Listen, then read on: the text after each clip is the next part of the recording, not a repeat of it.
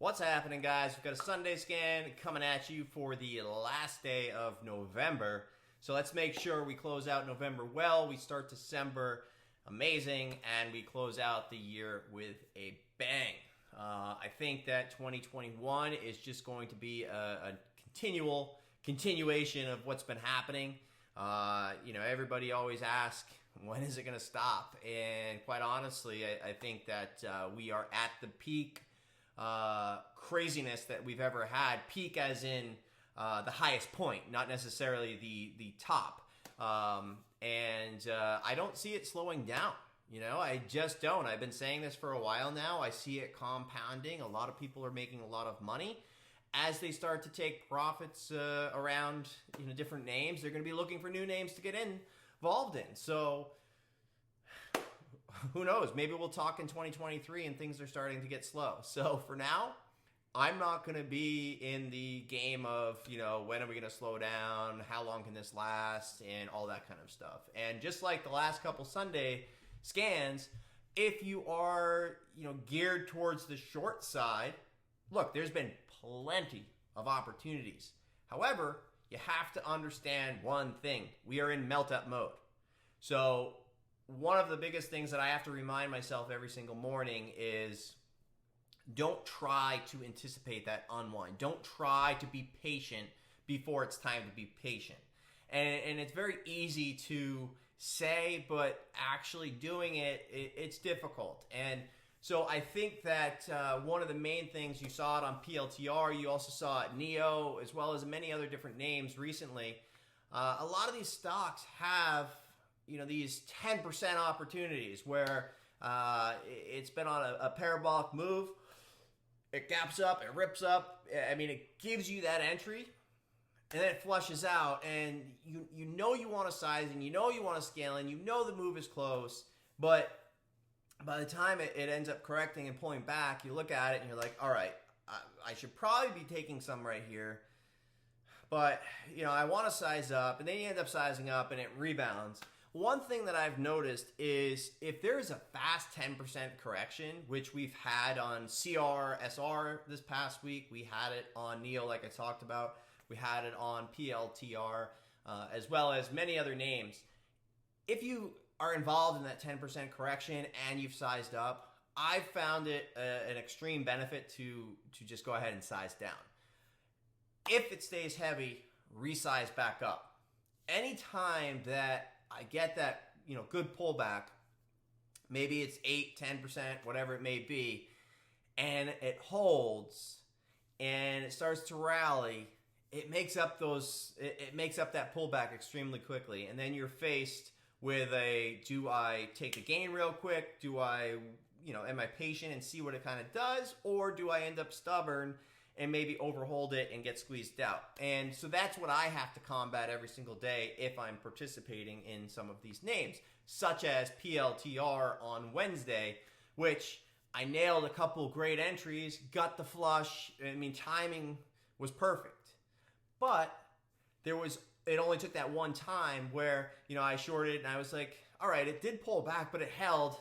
But I think this is the time that it's going to pull back. No, it wasn't. And whoop, right back up to highs, and then it squeezed me out on that particular position. So because of me getting stubborn and kind of seeing what it was going to do and starting to trade my own bias, I gave back that morning on all those fantastic entries on PLTR in that one shot.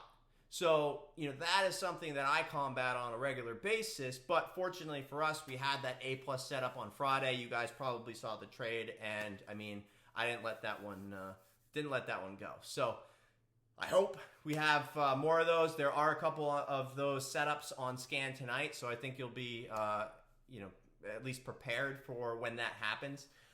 First and foremost, Ethan Wren, you get the T-shirt this week. So email me, webmaster@investorsunderground.com. All you guys got to do is like this video. Please, it helps us, and we like to help you. And leave a key takeaway. Leave a key takeaway of what put a light bulb on, right? What was an aha moment? And as I repeat myself every single Sunday, it helps me help you guys. It helps me help people at IU, and it even helps me because it allows me to understand where you guys are at, what causes things to click for you, and I can better prepare at least the conversation to potentially appeal to many more traders. So, intermediate series for those of you guys that took part in the free webinar that you did. You probably saw most of it. We did adjust it a little bit and put it out as the part 4 of the intermediate series, which has been a fantastic series. It just takes a little while to put out quality at that capacity, find time to do it in between all of this crazy trading.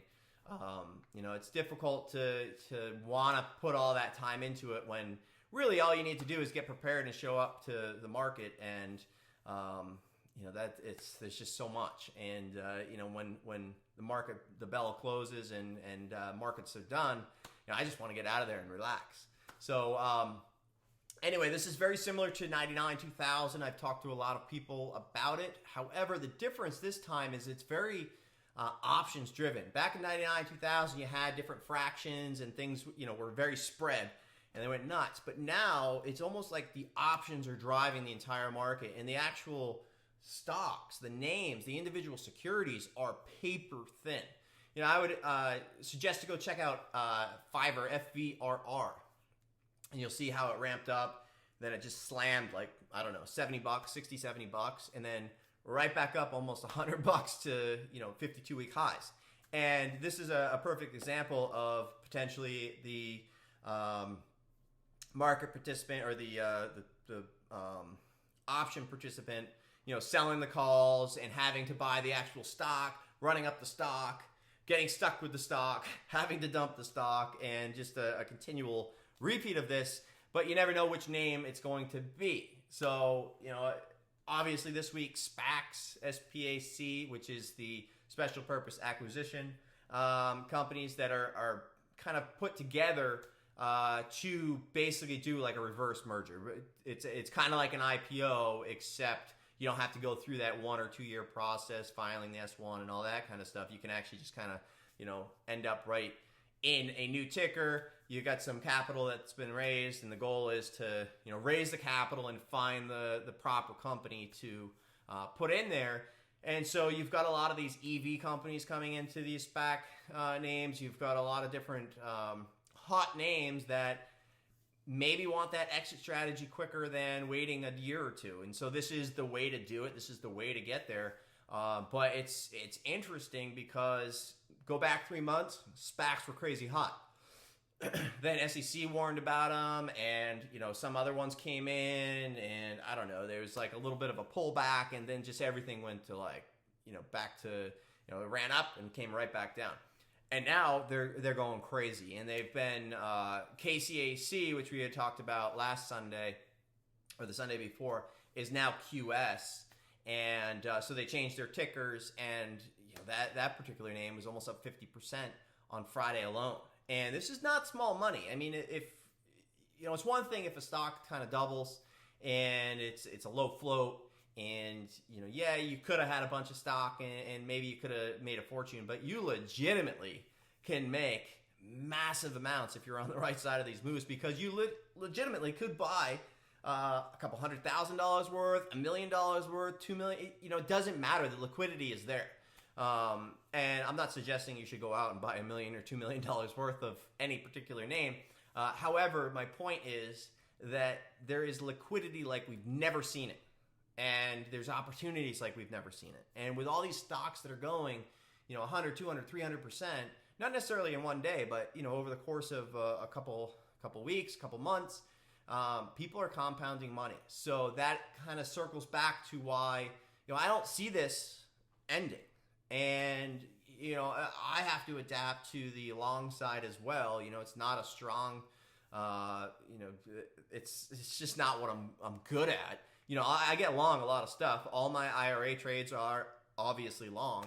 And I am confident in maybe the 1 to 2 to 8 to 10 range names. But, the 15 to 20, the 30, 40, those ones, I'm just not as aggressively sized on the long side as I would maybe on the short side. And so I'm working towards that, trusting what I see a little bit more. Usually I take that contrary view of like, okay, at what point has this ran too much? And, while you wait for that to happen right now, stocks are going crazy. So I would like to participate more, and that's why over the last couple weeks and months, you've seen a lot more long side ideas, trusting the charts, things like that from me. IRA has gone nuts. CRMD, you guys know I've been talking about it on Sunday Scan for quite some time. That nearly doubled, as well as many other swing trades. So hopefully you guys have been doing well as well. Look, there's no better time to be a trader. And the time is now. The time is not necessarily to come in and throw money at stuff, but it's time to educate yourself. It's time to develop a process and understand why that was a good trade. Understand why you made money. Not, okay, yeah, I bought this and, it went nuts and I made a bunch of money. I know how to trade. No, that's not going to last long term. What you want to do during this time is actually, develop something that you can take for later, right? And I think that is the most important piece that people misunderstand or overlook is, they just kind of show up and do whatever because it's working, which is great. You can make a lot of money, but at some point it will catch up. So the goal here is to, help you prevent that from catching up to you, because eventually it will. And, nobody thinks it will. And then all of a sudden you buy the wrong name. You end up in a biotech name. You don't know anything about it. They have a trial. It opens up 80% down and you lost all your money. So anyway, perfect time. So I know we've got a lot of people new from Black Friday when we had a nice sale on the annuals. And for those of you guys that maybe didn't participate in any of those, we have the Cyber Monday deals for the quarterlies. So hopefully, if you didn't strike for the annual, then you will participate here. But there's no better time to invest in your education, invest in yourself, and actually learn a process. And I said that last week. I said it every week. Process. The better process you have, the better P&L you're going to have later on.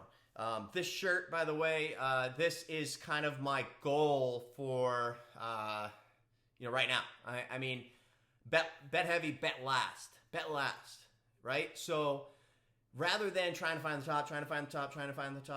top, I'd rather be $20, $30, $50 late than $2, $3, $5, $10 too early. So Tim Parker, who's many of you guys may follow on Twitter, he has a very high and intense vocabulary. He had said this one time. I was like, that needs to go on a shirt. So here it is. But at any rate, what I took from it, and it may be totally different than what he takes from it, but for me, it's the same thing we talk about. Let everybody else pre-exhaust. Let everybody else find the top. And then what I want to do is bet heavy after. I want to be on the same side. And what I said last week as well, a lot of people's key takeaway was this. Rather than trying to find the top and whatnot, wait for that to shift. So when you're trying to find the top, you're starting to become part of the problem. And you're trying to find the top, covering. So wait until, not the first pullback, because everybody's still a dip buyer. What you need to wait for is for all those dip buyers to now become sellers on the pop, right? Because there's no point to sell as it's going up. Nobody's even thinking about selling because it's magic. Just go straight up. But as soon as it gives people doubt, as soon as it gives people a reason to sell, they're looking, and now instead of buying dips, they're here. And that's the side that I want to be on.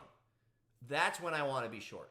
When I'm competing for all these people that are trying to sell on the pops, I want to be on the short side.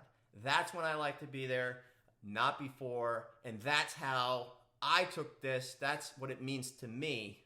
and I think it's a very powerful message, and I think it's going to help many of you, especially for those of you guys that are in IU, where sometimes you see me dabble in and then put those lines, put the levels that matter for not necessarily the backside, but the key level where buyers may become sellers. And that's all it is. And so when that happens, that's when I'm most interested. That's where I make the most money, such as PLTR, NEO, and all that stuff. The way that I lose the most money is by being part of the problem on the way up, trying to find the top. So I always try to minimize that as best as I can.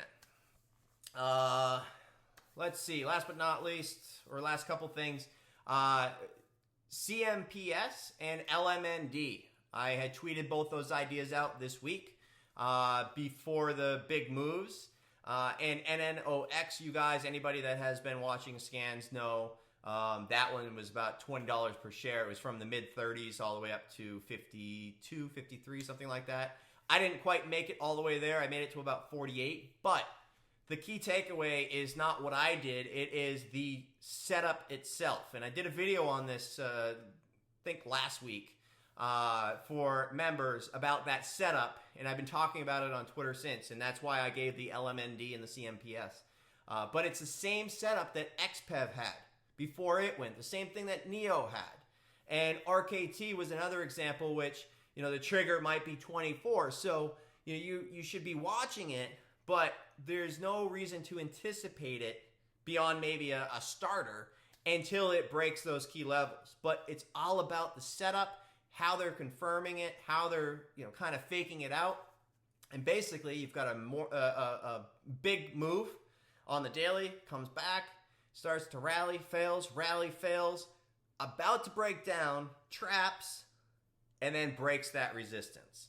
And then it squeezes out. We've seen it. It's happening every single week, almost every single day. The faster you can realize that that is the setup, the better you're going to do. And the more you realize that sometimes that breakout move is actually the fake out before the trap, you're going to do a lot better.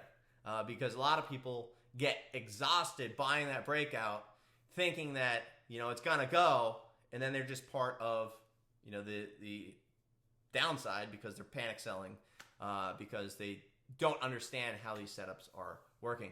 Last couple things. Friday, marijuana pot stock alert in the room was, I mean, first to the street. So for those of you guys that aren't in the room, that, you know, have your news headlines, all that kind of stuff, I mean, we beat a lot of those many times. Not every time, not at all, but on a very often level, it happens a lot. They're actually taking our headlines. So we've got the best guys in the room, and hopefully, you know, for those of you guys that did take part in the Black Friday sale, you saw it firsthand.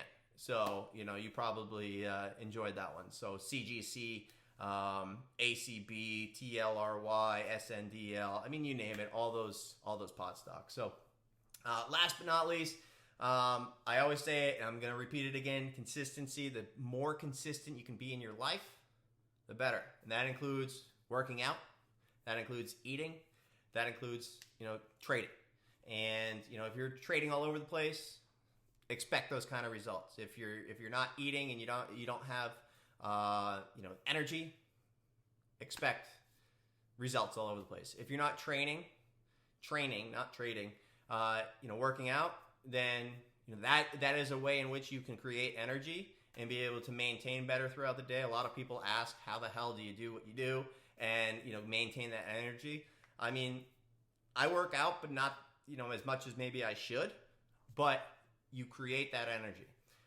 So make sure that you focus on consistency. For me, on eating, I do Flex Pro meals. So, you know, that is something that comes frozen to my house every single week. And all I have to do is thaw them out and put them in the microwave, and I'm eating well. And, you know, I find myself, when I wasn't doing this, you know, it'd be 4 p.m. and I hadn't even had a meal yet. So consider that. If you guys have any questions about that, reach out to me. It's not really a plug for them or anything like that. I've been probably doing it for about a year and a half, but a lot of people have asked me recently, about consistency and about eating, about this, about that. So I figured I'd tell you guys, check it out. And if you have any questions, let me know. Let's get right into scan. We've got a lot more main watches this week, and then just a couple other big ideas. I think that we're going to have a busy week. I'm going to focus on volume. I'm going to focus on key levels. I'm going to try to dim it down as little watches as possible off Monday. You guys know Mondays is nuts. And the last couple of Mondays, quite honestly, if I don't put the brakes on, I've been kind of missing opportunities because I'm trying to figure out what I should do with a particular stock that I have that I should have just left alone anyway. So I think the biggest or the best kind of what you should be doing off Mondays, relax for a minute. Just relax. And, come 9:45, 10 a.m., there's got to be some trades right off the open, sure. But if it's the heavy momentum trades that could go either way, why bother, right? If you're right, you made money. If you're wrong, you might have just missed 3 or 4 different opportunities because you're trying to make this one work. So keep that in mind. All right. So first on the list is obviously PLTR. PLTR was a crazy one on Friday. It was a fantastic opportunity. We've got the gap up parabolic on an already A+ setup on the daily. We had the volume. We had the action, and it did what it should have done without any headaches. So it was a great opportunity, and I am hoping to expand on that come Monday. However, I need to be cautious after tomorrow, trying to milk it too much, right? Sometimes you go back to Neo a million times because it paid out so nicely, and then slowly but surely it chip away at your gains. So I need to be aware, relax, look for that big move. Stay out of the channel.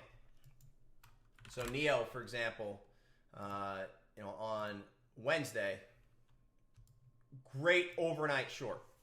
Had a great overnight short, unwound, covered, and then started to rally back up. I started to short it into the pops just in case, potential failed follow through momentum, potential breakdown, under this level, maybe VWAP. You can see that it was kind of, starting to form a base over here. But what I also noticed is it's also sort of forming pretty much a channel. So as it starts to tighten up and my risk becomes 50-50, I got out. Doesn't matter if I'm up or down, my edge is not there. So this is something that's very common where I get chopped up. It's something very common, such as something like PLTR, where I could easily see myself doing this on Monday, Tuesday, Wednesday, where I crush another trade and then I slowly chip away at it, trying to repeat, right? So typically I try to just trade a name 2 or 3 days around a particular move and then let it set up, let it do its thing. And if there's an edge from there, I'll trade it. But I try to take my hands off a little bit after those 2 or 3 big trades that I have or big moves that I have, because otherwise you start thinking, I nailed it. I have a good read. You start to size in. You start to become overconfident. And then it's that one swipe off of a consolidation move, which you knew was 50-50. You knew you were oversized. And then you just gave back half of what you made or a third of what you made, whatever it may be, but it was avoidable. So I want to be super aware of that on PLTR. However, the goal for me would be, some type of gap up, ideally up towards the 29s would be fantastic. I am still short a little bit. You guys saw the trade that I posted probably on Twitter as well as in the room, but pretty much shorted it off open. So very good average. And you might ask, why do I want it to gap up if I'm short? Well, I'm carrying some just in case. I'm letting a winner work. However, for the day trade, for the trade that I would like off of Monday, I would love for it to kind of squeeze out anybody that maybe held too much size, retest towards that prior resistance level, and then potentially fade off. But in the event that it has a weak open and it stays weak, I can size in that much faster because I've got the padding from the prior day. I've got a little bit of a head start. So it's a small position relative to what I would trade intraday, but enough that if I'm on the right side, I can scale quickly. If I'm on the wrong side, that's fine. So anyway, higher the better. 29 is really a key level. Next level up probably around 29, 50 or so. So some type of push into that level and then fail to fall through would be ideal.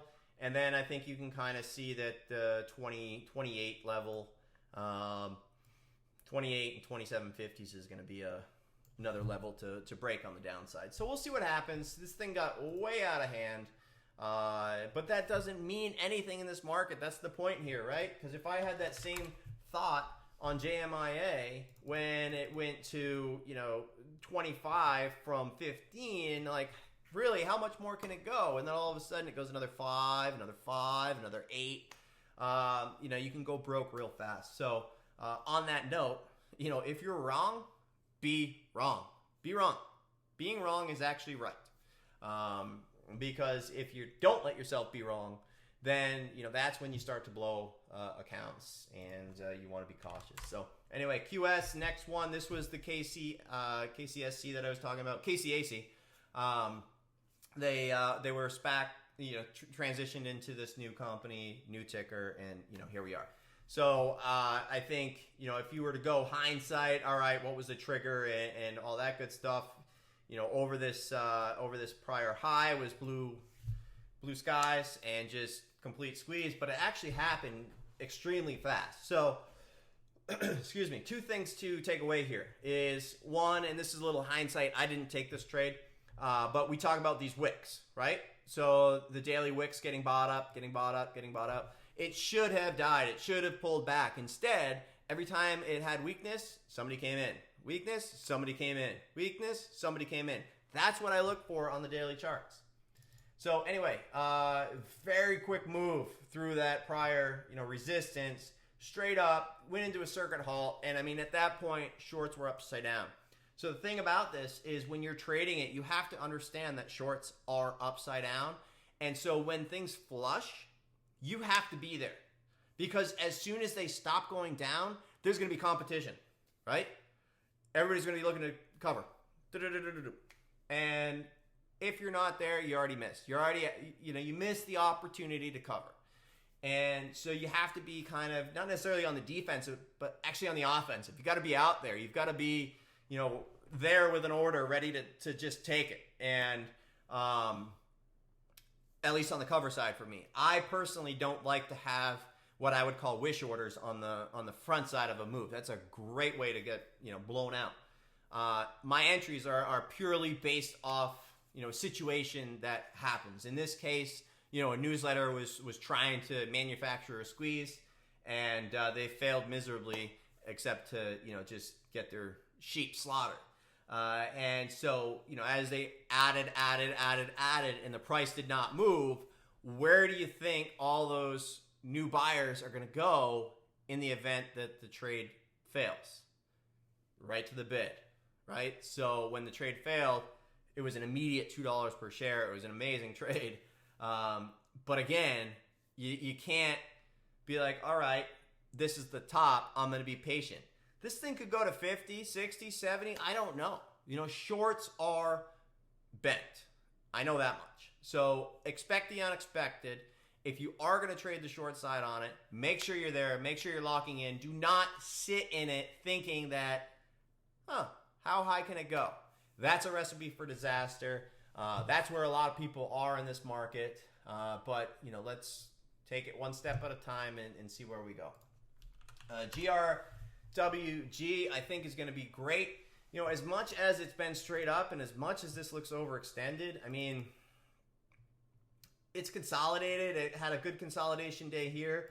This was a huge trap. It came down and then it comes back this day. We've got the wicks. We've got a buyer in the tape. The wicks we talk about. Another, clean house day. Get everybody out, and then bam, right back up. And so here we go again. And look, the pot stocks are starting to heat up. I think that we could get a move towards 40. Ideally 40, 45. Something crazy would be ideal. But I want to be super cautious. And again, I'd rather bet heavy and bet last rather than bet heavy on the front side and get blown out. So I am going to be very focused on this trade, but I am going to wait for, just like I said, the dip buyers to become pop sellers. And once that happens, I'm interested. The only way that I would anticipate it into the front side of the move is just like PLTR, where there was that gap up parabolic move, which is exactly what I'm comfortable and good at. And so in which case I would trade it.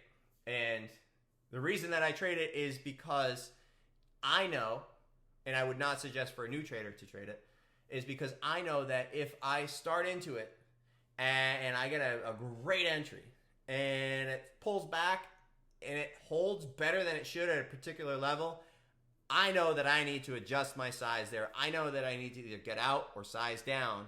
But any new trader may not know, and then you end up in a situation like QS where, you had a good opportunity to get out. It had a nice big pop, came back in about $1.50, and then guess what? $6, $7, $8 in the wrong direction for you. So if you're new, stay the heck away from those.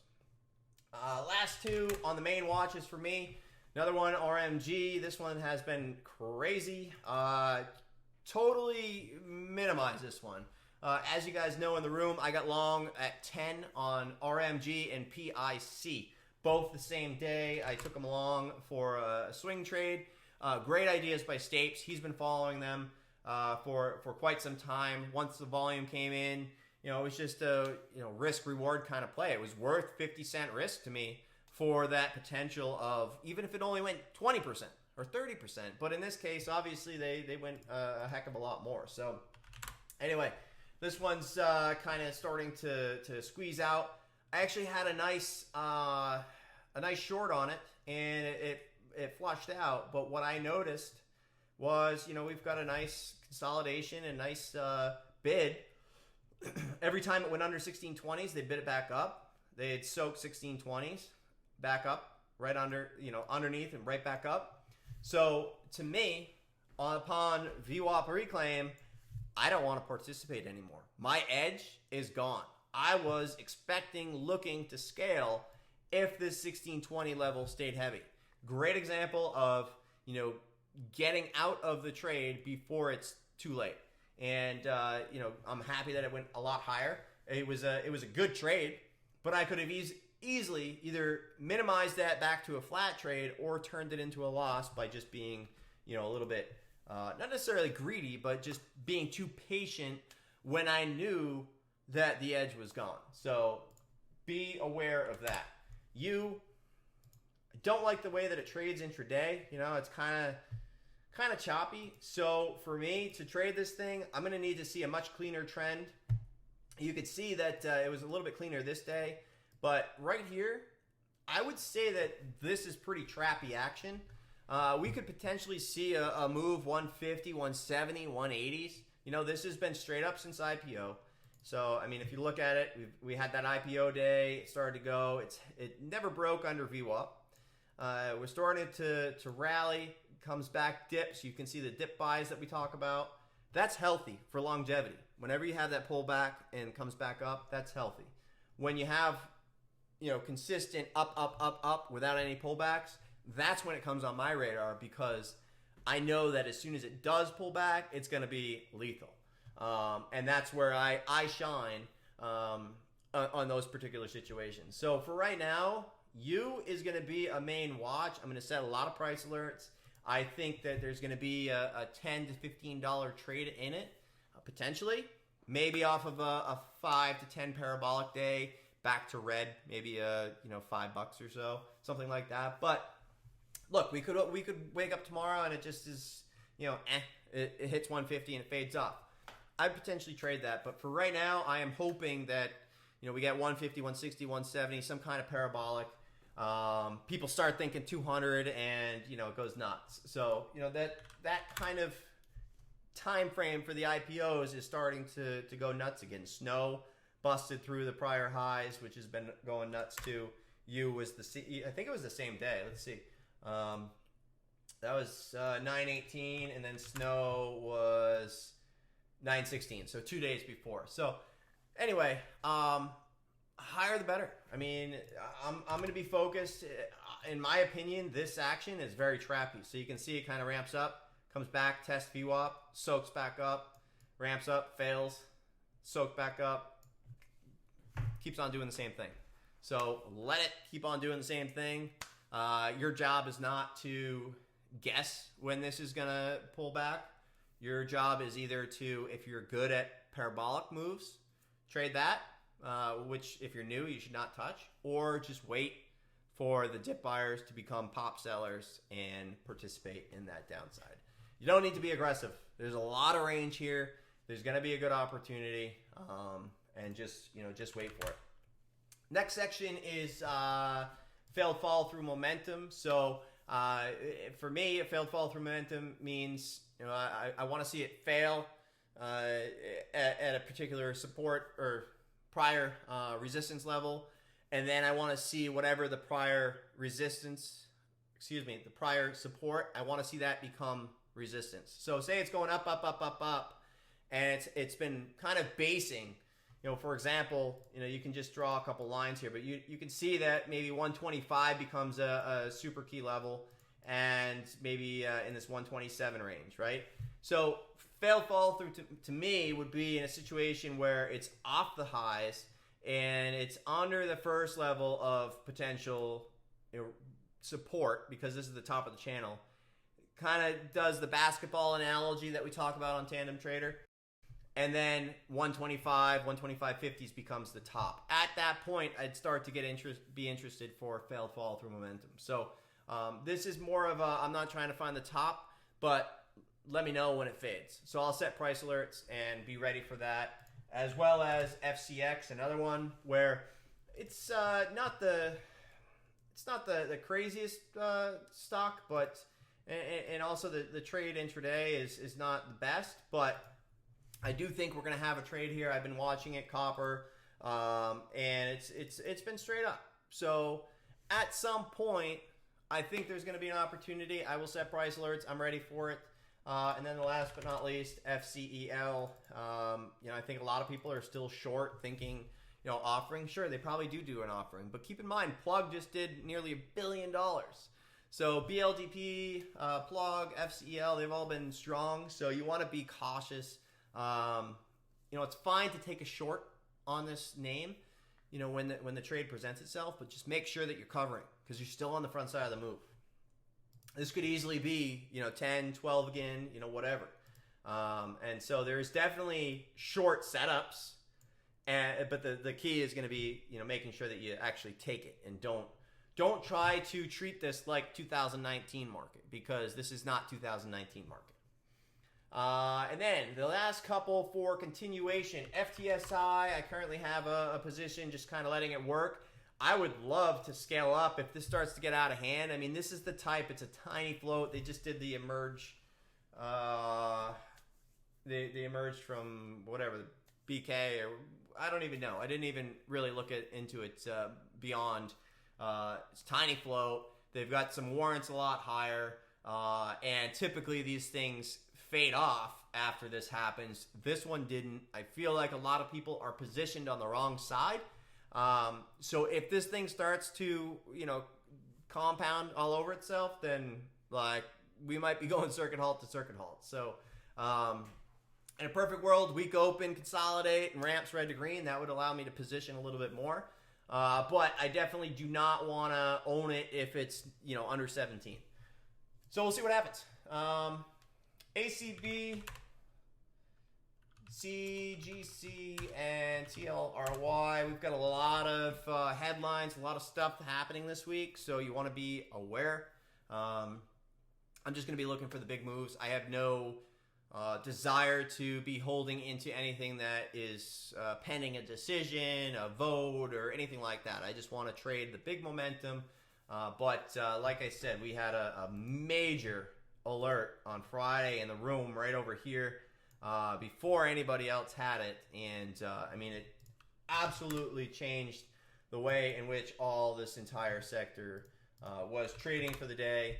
And even Tex-Mex had a great SNDL trade there. So we'll see what happens. But I think those ones are going to be a good one to watch. IGC, I took overnight, thinking that maybe this thing gaps up to 230s, 250s, something like that. But fantastic idea in the room.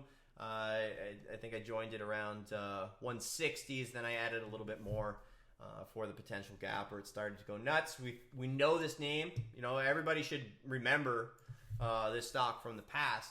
But what I'm noticing is even like this COCP trade that we had the other day, this is 2020, right? So it doesn't matter if it gapped down, it doesn't matter if they raised, it doesn't matter. All that matters is volume and is if price is holding. And, so we'll see what happens with that one. CRMD, you guys know where my head's at on that one. I've been talking about it for quite some time since over here.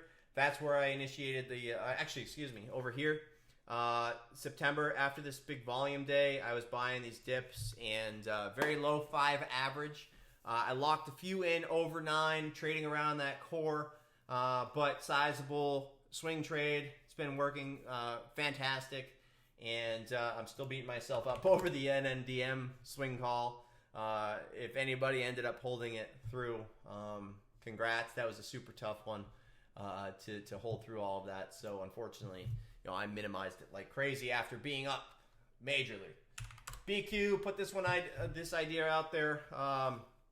The Chinese Chewy.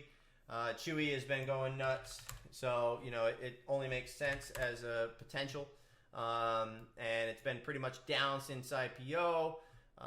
This tape could change tomorrow. If it starts to sell off, I'm not going to look to overstay. But nice wick. It comes in, gets everybody out, comes back up. There's a buyer there. So as long as the buyer stays, I'm interested. Same thing with Tiger.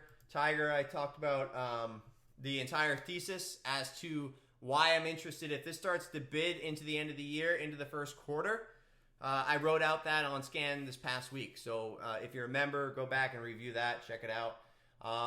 And last but not least, ABUS. I feel like, for some reason, these charts don't work very well. But I feel like if MRNA continues to go crazy, this could be one of those like closet doublers that, I know it had a huge move, and I wonder if I can get that. Let's see. Yeah, I guess it was this day. I don't know why the chart's not working. Let me see if I can get it just during that time. There we go.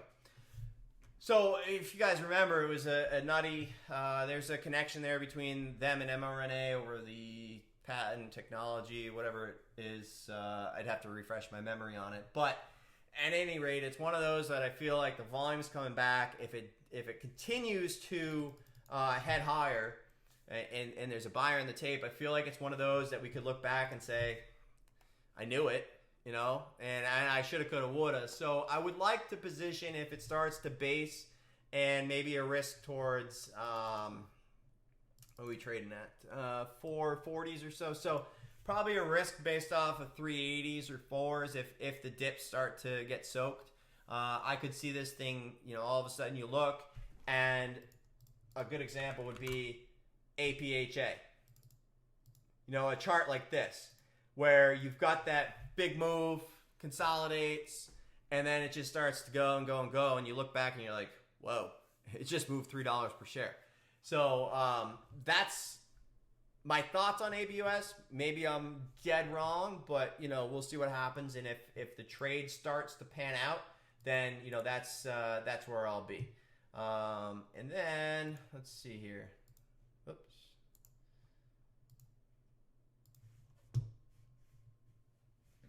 Guess I took off the features. Forget how to put them back on easily.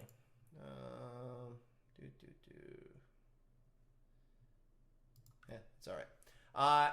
last but not least, you guys got to click over to the website. I've got SPACs gone wild on there. APXT, PIC, SBE. You know, just some watches, high volume ones, and then some other names that I'm staying familiar with. Don't need to trade them all. I've got some swing ideas on there. Some great chart setups that I personally like. So those ones you can click over and check those out. Just some other names that I want to be familiar with, even something like Carnival. You know, I want to stay familiar with Carnival just in case it gets out of hand. And then there might be a nice opportunity. Might be a nice breakout long. It might be a 22 to 24 move, you know, on this daily. Or if we hit a wall, if there's some type of COVID you know, headline that changes things, maybe everybody's super long biased, and then we get that $2 pullback. I want to stay familiar with this for that day when it happens. So anyway, that's it. Hopefully you guys take advantage of the Cyber Monday deals that we have if you did not take care of Black Friday, because that's it. That's it for the rest of the year, and I don't think we'll probably do anything until, I don't even know, maybe April, something like that, typically. But they don't never compete with these prices. So if you guys have any questions whatsoever before, reach out, webmaster@investorsunderground.com, and we'll see you guys in the room on Monday, as well as at some point I'm going to start to do a couple free 8:50 a.m. broadcasts in the morning, so you can kind of see what I do to prepare the room ahead of the day on the microphone each and every single day. So if that interests you, give us a thumbs up, give us a like. If we get 1,000 likes today, then I will do one this week. All right, guys, see you tomorrow.